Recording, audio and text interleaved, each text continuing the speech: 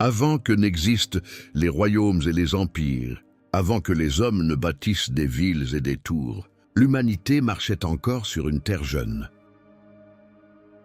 Ce qui devait être un jardin de vie devint bientôt un champ de violence. Les cœurs s'endurcirent, la méchanceté se multiplia et les jours se remplirent de sang, de tromperie et d'obscurité. Chaque pensée, chaque intention de l'homme s'inclinait vers le mal.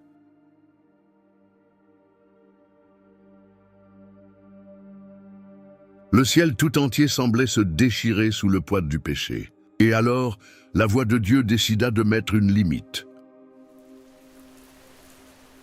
Un décret silencieux traversa l'éternité. Mon esprit ne contestera pas toujours avec l'homme. Et tel un tonnerre résonnant à l'horizon, la sentence tomba sur la terre.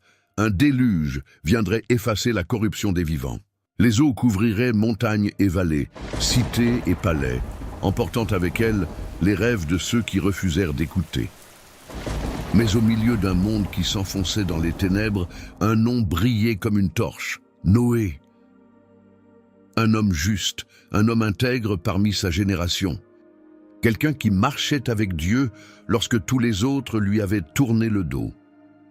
Imagine-le.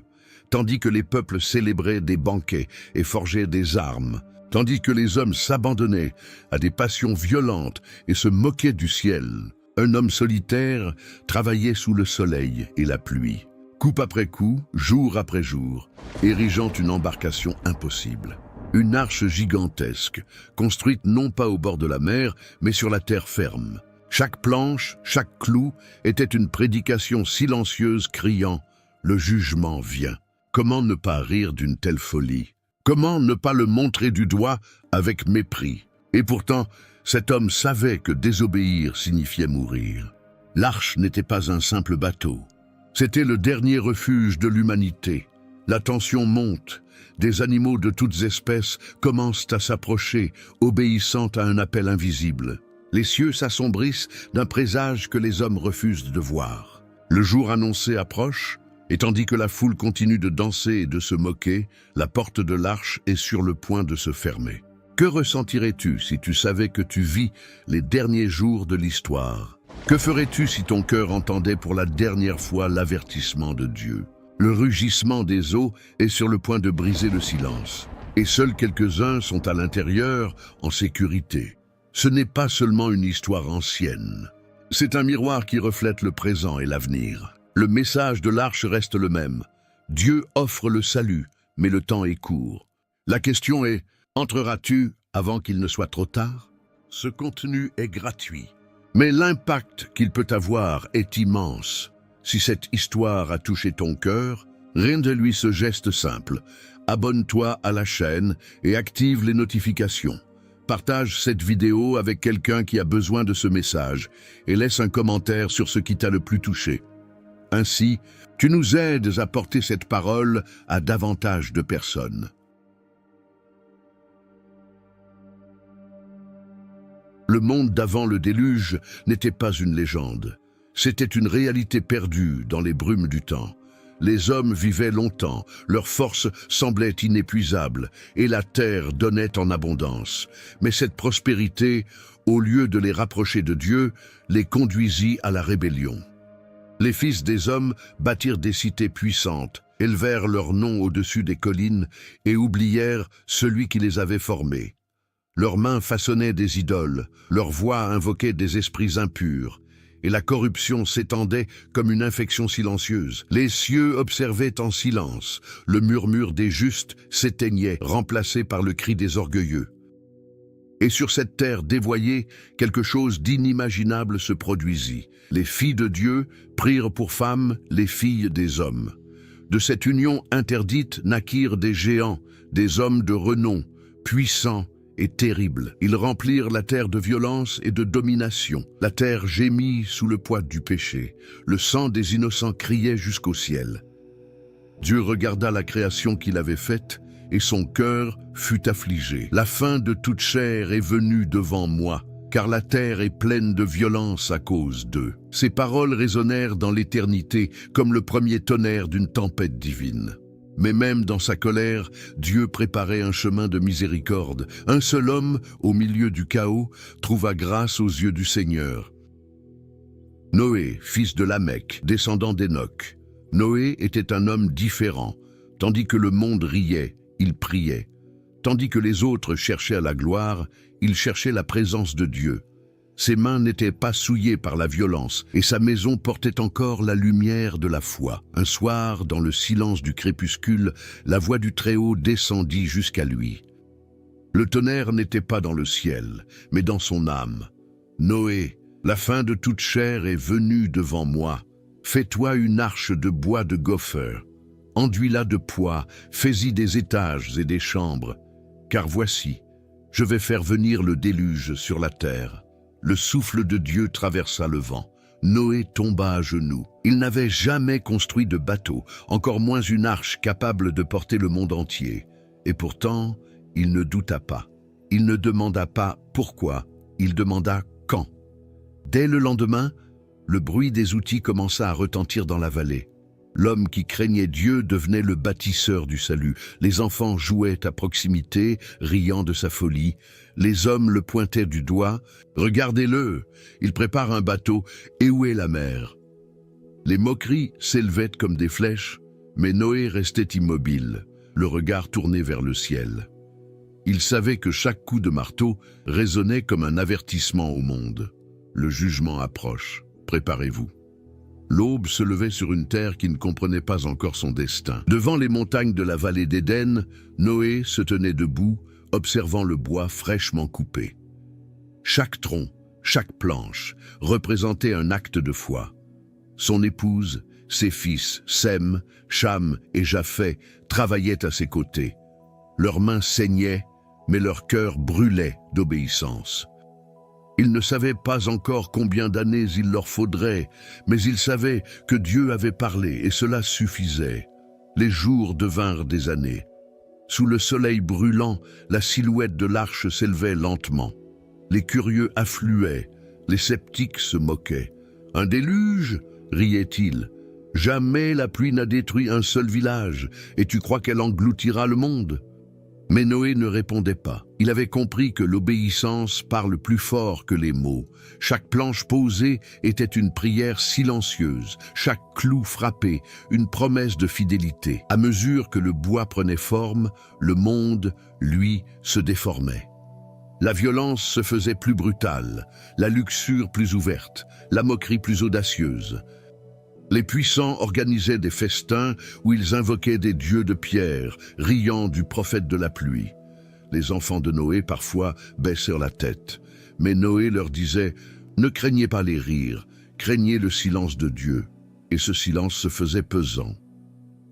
Parfois, dans la nuit, le vent semblait gémir entre les arbres, comme si la nature elle-même pressentait ce qui allait venir. Les nuages se formaient différemment.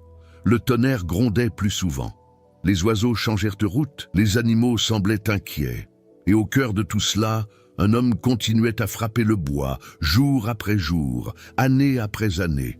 Un soir, alors que les derniers rayons du soleil caressaient la structure géante, Noé leva les yeux et pria. « Seigneur, mes mains sont faibles, mais ta parole est forte. Que cette arche soit le signe de ton alliance, même avant qu'elle ne soit conclue. » Et le ciel resta silencieux, mais la paix entra dans son cœur, car parfois le silence de Dieu n'est pas absence, c'est approbation. Les années passèrent comme le vent. L'arche, désormais immense, se dressait dans la plaine comme un signe venu du ciel. Son ombre couvrait la terre, et pourtant, les hommes ne la voyaient pas. Ils passaient devant, riant, buvant, se mariant, comme si rien ne devait jamais changer. Mais le jour vint où Dieu parla de nouveau à Noé. Sa voix résonna dans son cœur, comme le tonnerre avant la pluie. « Entre toi et toute ta maison dans l'arche, car je t'ai vu juste devant moi dans cette génération. » Noé sentit le poids de ces paroles. Ce n'était pas seulement un ordre, c'était une séparation. Le monde allait être jugé, et il devait entrer dans le refuge. Dieu ajouta: « De tout animal pur, tu prendras 7 couples, mâles et femelles, afin de conserver leur espèce sur la terre. » Et d'entre les animaux impurs, un couple mâle et femelle, et d'entre les oiseaux du ciel, 7 couples, car encore 7 jours, et je ferai pleuvoir sur la terre pendant 40 jours et 40 nuits. Alors Noé fit tout ce que Dieu lui avait commandé. Le 7e jour approchait. Une étrange agitation parcourait la nature. Les animaux venaient, guidés non par l'instinct, mais par l'obéissance. Des lions et des agneaux marchaient côte à côte. Des oiseaux tournaient dans le ciel avant de descendre en silence. Les montagnes résonnaient du pas lourd des éléphants et du souffle des chevaux sauvages. C'était un spectacle que le monde n'avait jamais vu et que plus jamais il ne verrait. Les hommes, au lieu de craindre, se moquaient encore davantage. « Regardez, les bêtes suivent le fou », disait-il en riant. Noé, lui, n'entendait plus leur voix. Il suivait la sienne, celle de Dieu. Avec ses fils, il fit entrer chaque animal selon son espèce et referma les portes intérieures de l'arche. Puis, le 7e jour arriva. Un silence inhabituel s'abattit sur la terre. Les rires cessèrent, les vents se turent, les nuages, sombres et épais, s'accumulèrent à l'horizon. Et quand la première goutte tomba, personne ne sut qu'elle annonçait la fin d'un monde. Mais bientôt, le ciel s'ouvrit comme une plaie. Des torrents d'eau jaillirent, non seulement du ciel, mais aussi du sol. Les sources de l'abîme éclatèrent. La pluie tombait, lourde, continue, implacable. Les rivières débordaient, les vallées se noyaient, les hommes couraient, cherchant un abri que Dieu avait déjà fermé. Et alors, la main du Seigneur ferma la porte de l'arche. Noé, sa femme, ses fils et leurs épouses se serrèrent dans l'obscurité, écoutant le rugissement des eaux et les cris des foules dehors.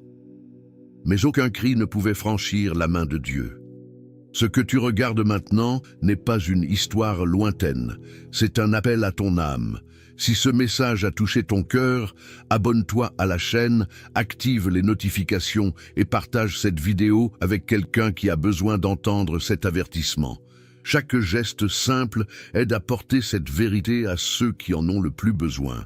Laisse un commentaire et dis « Jésus est mon sauveur ». Le ciel rugissait, les éclairs déchiraient la nuit comme des épées de feu.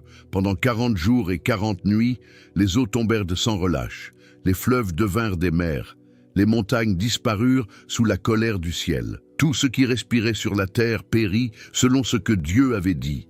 Les hommes, les bêtes, les oiseaux, tout fut effacé. À l'intérieur de l'arche, les vagues frappaient de toutes parts, les poutres gémissaient, les vents hurlaient, mais Dieu se souvenait de Noé. Ce souvenir n'était pas une pensée, c'était une promesse vivante. Là, dans l'obscurité, l'arche ne coulait pas. Elle se levait, portée par la main invisible du Créateur. Chaque jour, Noé priait. Chaque nuit, il écoutait. Le silence de Dieu n'était plus effrayant. C'était la preuve que sa parole tenait. Le monde mourait, mais la promesse vivait. Peu à peu, les eaux montèrent jusqu'aux plus hautes montagnes sous le ciel. 15 coudées plus haut, dit l'Écriture. Et tout ce qui avait souffle de vie mourut. Les chants de la terre furent remplacés par le murmure des flots. Il n'y avait plus ni royaume, ni tour, ni orgueil, seulement le silence et un bateau qui flottait entre le passé et l'avenir. 150 jours durant, les eaux dominèrent la terre. Puis, Dieu fit passer un vent, et les eaux commencèrent à baisser. Les sources de l'abîme se fermèrent, les pluies cessèrent. Lentement, la colère se calma, et les flots se retirèrent. L'arche s'arrêta sur les montagnes d'Ararat. Noé ouvrit une lucarne. Le monde avait changé. Ce qui autrefois respirait la vie n'était plus qu'un souvenir noyé. Il attendit encore 40 jours, puis il envoya un corbeau qui sortit et revint, n'ayant trouvé aucun lieu pour se poser. Puis il envoya une colombe, mais elle ne trouva pas non plus de repos et revint dans l'arche. Noé attendit 7 jours de plus. La seconde fois, la colombe revint au soir, et voici, dans son bec, une feuille d'olivier fraîchement arrachée. Alors Noé sut que la terre commençait à respirer de nouveau. Il attendit encore 7 jours, puis il envoya la colombe une 3e fois, et elle ne revint plus. Le silence qui suivit ne portait plus la peur, mais la promesse. Le vent souffla sur la surface des eaux, et peu à peu, le monde se tut. Après des mois de grondements et de peur, le silence reprit possession de la création. les nuages s'ouvrirent, le soleil revint timidement caresser les flots. Le ciel, lavé par les larmes du jugement, semblait respirer de nouveau, et au cœur de cet océan sans fin, l'arche flottait, paisible, portée par la grâce de Dieu. À l'intérieur, la vie reprenait lentement. Les animaux se mouvaient dans l'obscurité, attendant le signal de la liberté. Noé priait, les mains jointes, les yeux levés vers la lumière qui filtrait par la lucarne. Son cœur battait entre la crainte et l'espérance. Il ne savait pas combien de jours encore il lui faudrait attendre, mais il savait que Dieu n'oublie jamais ceux qui lui obéissent. Alors Dieu se souvint de Noé, de tout être vivant et de tout le bétail qui était dans l'arche. Il fit passer un vent sur la terre et les eaux diminuèrent. Les sources de l'abîme furent fermées. Les pluies du ciel s'arrêtèrent. Peu à peu, les montagnes commencèrent à paraître. L'arche se posa sur les montagnes d'Ararat, tandis que les eaux continuaient à se retirer. Noé guettait. Il ouvrit la lucarne, observa l'horizon, chercha la terre. Les jours passèrent lentement, comme suspendus entre deux mondes, celui du jugement et celui de la promesse. Il envoya un corbeau, puis une colombe. Quand la colombe revint avec une feuille d'olivier dans son bec, son cœur se remplit d'une paix qu'aucun mot ne pouvait décrire. C'était le signe que la colère de Dieu s'apaisait, que la terre respirait de nouveau. Il attendit encore, puis il retira le toit de l'arche et vit que la surface du sol était sèche. Alors Dieu parla à Noé. « Sors de l'arche, toi, ta femme, tes fils et les femmes de tes fils avec toi. Fais sortir avec toi tous les animaux, afin qu'ils se répandent sur la terre, qu'ils soient féconds et multiplient sur la terre. » Et Noé sortit. Ses pieds foulèrent le sol humide, la première terre d'un monde nouveau. Le vent portait encore l'écho des eaux, mais aussi la promesse du renouveau. Les animaux s'échappaient, libres, courant vers la lumière. Les montagnes scintillaient sous le soleil. Tout recommençait. Alors Noé érigea un autel pour le Seigneur. Il prit des animaux purs et des oiseaux purs et offrit des holocaustes sur l'autel. Et l'Éternel sentit une odeur agréable. Il dit dans son cœur, « Je ne maudirai plus jamais la terre à cause de l'homme, car les pensées du cœur de l'homme sont mauvaises dès sa jeunesse. Et je ne frapperai plus tout ce qui vit, comme je l'ai fait. Tant que la terre subsistera, les semailles et la moisson, le froid et la chaleur, l'été et l'hiver, le jour et la nuit ne cesseront point. » Noé leva les yeux. Le monde semblait renaître. Mais dans le silence de ce matin nouveau, il savait, la mémoire du déluge devait rester gravée dans le cœur des hommes, comme un avertissement éternel. Et Dieu bénit Noé et ses fils. Il leur dit, « Soyez féconds, multipliez et remplissez la terre. » La peur de l'homme tomba sur tous les animaux.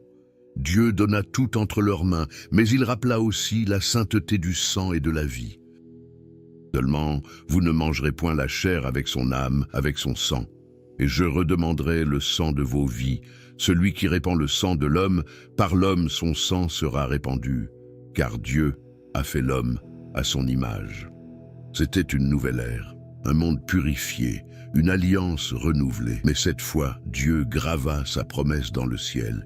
Il dit à Noé, « Voici. J'établis mon alliance avec vous et avec votre postérité après vous, et avec tout être vivant qui est avec vous, les oiseaux, le bétail et toutes les bêtes de la terre. Plus jamais les eaux ne deviendront un déluge pour détruire toute chair. » Et Dieu ajouta, « J'ai mis mon arc dans la nuée, et il servira de signe d'alliance entre moi et la terre. » Alors, à travers les nuages encore humides, un arc de lumière apparut. Ses couleurs brillaient dans le ciel comme un serment éternel. Noé et ses fils restèrent immobiles, les yeux levés, le souffle retenu. Ils savaient qu'ils contemplaient la promesse de Dieu. La preuve que sa miséricorde triomphe toujours de sa colère. Les enfants de Noé apprirent à labourer la terre, à semer, à bâtir. Ils recommencèrent à vivre. Mais Noé, lui, garda le souvenir des eaux et de la voie qui l'avait sauvé. Il savait que le cœur de l'homme pouvait encore s'éloigner. Alors, à chaque fois qu'il voyait le ciel s'assombrir, il levait les yeux vers l'arc de l'Alliance et murmurait « Seigneur, souviens-toi de ta promesse ». Le déluge appartenait désormais au passé, mais le message demeurait. Car le jugement de Dieu ne vient pas sans avertissement, et sa grâce ne vient jamais sans obéissance. Si cette histoire t'a touché, ne la garde pas pour toi.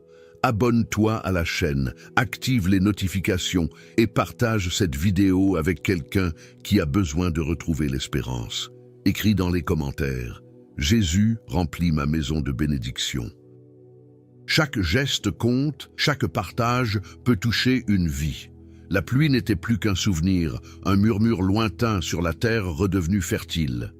Les vallées reverdirent, les arbres repoussèrent, les rivières suivirent des cours nouveaux. Le monde semblait neuf, comme s'il sortait des mains de Dieu une seconde fois. Noé et ses fils marchaient parmi les champs encore humides, respirant le parfum de la vie revenue. Ils virent la lumière du matin glisser sur les feuilles, et leurs cœurs furent remplis de gratitude. Dieu avait accompli sa parole. Le jugement s'était achevé, et la miséricorde avait pris sa place, mais le silence de la terre portait encore le souvenir du châtiment. Nul ne pouvait oublier ce que Dieu avait fait. C'était une mémoire inscrite dans les montagnes, dans les vallées, dans le regard même des survivants. Les fils de Noé, Sem, Cham et Japheth, commencèrent à bâtir leur demeure, à cultiver la terre, à garder les troupeaux. La terre purifiée donnait avec abondance, et Dieu bénit la famille de Noé. Ils devinrent les racines d'une humanité nouvelle. Les saisons reprirent leur cours. Le froid, la chaleur, le jour et la nuit se succédaient comme un battement régulier du cœur du monde. Noé, devenu vieillard, regardait ses petits-enfants courir dans les champs. Son âme trouvait la paix dans le spectacle simple de la vie renaissante. Mais parfois, son regard se perdait à l'horizon, là où les nuages s'amassaient, car il savait, le cœur de l'homme restait fragile. Il enseignait à ses fils, « Souvenez-vous, enfants, que la terre a été sauvée par la grâce, non par nos œuvres. Nous avons trouvé refuge, non dans notre force, mais dans l'obéissance. » Et lorsqu'un arc-en-ciel apparaissait, ils s'arrêtèrent de parler. Tous levaient les yeux vers le ciel, éblouis par la promesse de Dieu. Jamais plus le monde ne serait détruit par les eaux. Pourtant, l'écho du passé demeurait. L'arche, posée au sommet des montagnes, était devenue un témoin silencieux. Les vents sifflaient à travers ses planches vieillies comme pour rappeler « Dieu juge, mais il sauve ». Noé y montait encore parfois, seul, pour prier. Là, entre le souvenir du déluge et la lumière de la nouvelle vie, il rendait grâce à celui qui avait gardé son nom dans le livre de la vie. La terre recommençait à chanter, mais la voix du juste ne cessa jamais de rappeler aux hommes « Craignez Dieu » et marchez avec lui. Avec le temps, la descendance de Noé se multiplia sur toute la surface de la terre. De ses fils naquirent des peuples, des langues, des nations. Chacun portait une part de la bénédiction, mais aussi la mémoire du déluge. Le monde s'étendait de nouveau, et les hommes remplirent les plaines et les montagnes, bâtissant des villages et des autels au Dieu très haut. Sem devint père d'une lignée de bénédictions. De lui sortirent des peuples qui conserveraient la mémoire du Dieu unique. Cham s'établit vers le sud, dans les terres chaudes et fertiles. Japheth s'en alla vers l'ouest, là où les mers s'étendaient. Et ainsi, la promesse de Dieu à Noé s'accomplit. Soyez féconds, multipliez et remplissez la terre. Mais la paix fragile comme la rosée du matin dépendait de l'obéissance. Car Dieu n'avait pas seulement sauvé des vies, il avait rappelé un principe éternel. Sans justice, la vie se perd. Noé enseignait à ses enfants à offrir le premier fruit de leur récolte, à invoquer le nom de l'Éternel, à respecter le sang et la vie. Le monde recommençait, mais il devait recommencer avec la crainte du Seigneur. Les générations naissantes écoutaient avec stupeur les récits de leurs ancêtres. Le rugissement des eaux, la voix de Dieu, la lumière de l'arc dans les nuées, tout cela semblait presque irréel, et pourtant, les montagnes d'Ararat portaient encore la trace de l'arche. Beaucoup gravissaient ses pentes, silencieux, posant la main sur le bois vieilli comme sur une relique vivante. Là, il se souvenait que la fidélité de Dieu est plus forte que la colère et que sa parole demeure pour toujours. Un soir, alors que le soleil se couchait, Noé leva une dernière fois les yeux vers le ciel. Les nuages formaient un arc de lumière dorée. Il ferma les yeux, le cœur en paix. Sa mission était accomplie. Il avait vu la justice de Dieu, mais aussi sa miséricorde. Il avait connu la peur, mais il avait marché dans la foi. Et maintenant, il pouvait reposer. Ainsi s'acheva la vie du juste Noé, celui qui marcha avec Dieu dans un monde perdu. Son nom resta dans la mémoire des générations comme celui qui trouva grâce aux yeux du Seigneur. Et chaque fois que l'homme regarde le ciel après la pluie, il voit ce que Noé a vu. Le signe du pardon, le sceau d'une alliance éternelle. Le monde avait été purifié, mais le cœur de l'homme devait encore apprendre à rester pur. Et c'est là, dans cette tension entre le passé et l'avenir, que l'histoire de la foi continue. Les générations passèrent, et le nom de Noé resta gravé dans la mémoire des peuples comme celui de l'homme qui marcha avec Dieu quand le monde entier s'égarait. Ses fils racontèrent à leurs enfants, et ceux-ci à leurs descendants, ce que leurs yeux avaient vu. La pluie qui tomba du ciel, les eaux qui engloutirent la terre, la main de Dieu qui ferma la porte de l'arche, et la colombe qui revint avec la paix dans son bec. Le monde grandissait, mais le souvenir du jugement demeurait. Chaque fois que les nuages s'amoncelaient, les anciens levaient les yeux au ciel et disaient « Souvenez-vous du signe ». Et dans les cœurs fidèles, la peur se changeait en espérance, car l'alliance de Dieu n'était pas seulement une promesse pour Noé, elle était un engagement pour toute l'humanité, une alliance de fidélité, de pardon et de miséricorde. Mais à mesure que les siècles passaient, les hommes oublièrent. Ils recommencèrent à bâtir des tours et à s'exalter eux-mêmes. Ils cherchèrent à atteindre le ciel par leur propre force.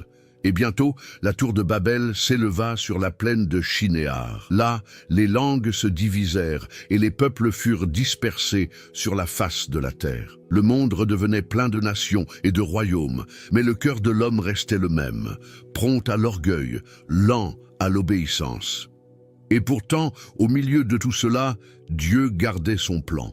Car de la lignée de Sem naîtrait un jour Abraham, puis Israël, et enfin celui qui accomplirait la promesse faite à Noé, une alliance éternelle, non plus scellée par un arc dans le ciel, mais par le sang de la croix. Ainsi, l'histoire de Noé n'était pas seulement celle d'un déluge, c'était la préfiguration du salut. L'arche annonçait un autre refuge, une autre porte, une autre délivrance. Et tout homme qui entre par cette porte ne sera pas emporté par le jugement, mais sauvé pour la vie éternelle.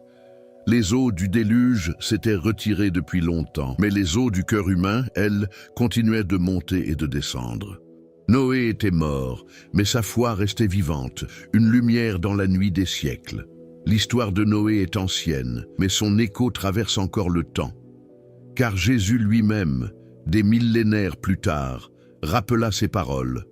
Comme au jour de Noé, ainsi en sera-t-il lors du retour du Fils de l'homme. Les hommes mangeaient, buvaient, se mariaient, jusqu'au jour où Noé entra dans l'arche, et le déluge vint et les emporta tous.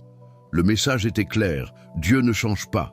Son amour demeure, mais sa justice aussi. Ce que le monde a oublié, la parole le rappelle. Il existe une arche pour chaque génération, un refuge spirituel pour ceux qui croient. Et cette arche aujourd'hui, c'est Jésus-Christ, l'unique porte de salut. Le ciel n'aura plus de déluge d'eau, mais il viendra un feu de vérité, un jugement de lumière, où les secrets du cœur seront révélés. Et comme Noé, chaque âme devra choisir, entrer ou rester dehors. Le vent souffle encore, les nations s'agitent, le monde, ivre de lui-même, ne voit pas que les signes s'accomplissent. Mais la voix de Dieu continue d'appeler « Reviens à moi, car le temps est proche ». Noé bâtissait une arche de bois. Aujourd'hui, Dieu bâtit une arche de foi. Et les mains qui étaient percées sur la croix sont celles qui t'invitent à entrer. Le jugement approche, mais la grâce est encore ouverte. Si cette histoire t'a parlé, n'ignore pas l'appel. Abonne-toi à la chaîne. Active les notifications et partage cette vidéo avec quelqu'un qui doit entendre cette vérité. Écris dans les commentaires. Seigneur, je choisis d'entrer dans ton arche. Chaque mot, chaque prière peut sauver une âme. Et lorsque tu regarderas le ciel après la pluie, souviens-toi du signe. Car le même Dieu qui ferma la porte du déluge est celui qui t'ouvre aujourd'hui la porte du salut. Le monde oubliera peut-être le nom de Noé, mais jamais celui du Dieu qui l'a sauvé. Et tant que l'arc brillera dans les nuées, la promesse résonnera encore. Je suis avec vous jusqu'à la fin des temps. Le vent s'est apaisé, la terre est silencieuse. Et dans ce silence, la voix de Dieu continue de parler à celui qui écoute. Le déluge fut un acte de justice, mais aussi une déclaration d'amour. Dieu ne voulait pas détruire, il voulait recommencer. Noé fut l'image de la fidélité, celle qui obéit quand tout le monde se moque, celle qui persévère quand tout semble perdu. Son histoire est celle de chaque croyant. Marcher dans la foi, construire dans l'obscurité, attendre la lumière sans la voir encore. Le monde moderne n'est pas si différent. Les cœurs sont distraits, les voix du ciel étouffées par le bruit des hommes. Mais l'arche spirituelle est toujours là. Elle n'est plus faite de bois, mais de promesses éternelles. Elle s'appelle grâce, elle s'appelle foi, elle s'appelle Jésus. Que cette histoire t'inspire à rester ferme dans la tempête. Que tu marches avec Dieu, comme Noé marcha avec lui. Car le plus grand miracle n'est pas d'avoir survécu au déluge, c'est d'avoir cru avant qu'il ne vienne. Partage cette histoire, abonne-toi à la chaîne et sois un porteur de lumière dans les ténèbres. Nous publierons de nouvelles histoires chaque jour pour fortifier ta foi. Et lorsque tu verras l'arc dans le ciel, souviens-toi, ce n'est pas la fin d'une tempête, c'est le signe qu'une promesse vit encore.